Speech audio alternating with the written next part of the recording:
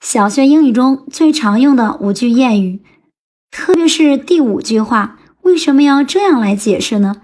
把你对这句话的理解在评论区下方写出来吧。Number 1, content is happiness. Content is happiness. 知足常乐。Number 2, so sad, so done. So sad, so done. 言出必行。Number 3, time flies.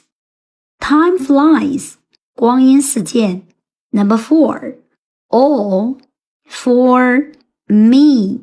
One for all. All for me, one for all. 人人为我，我为人人。Number 5, everybody's business is nobody's business. Everybody's business is nobody's business. 3个和尚没水吃。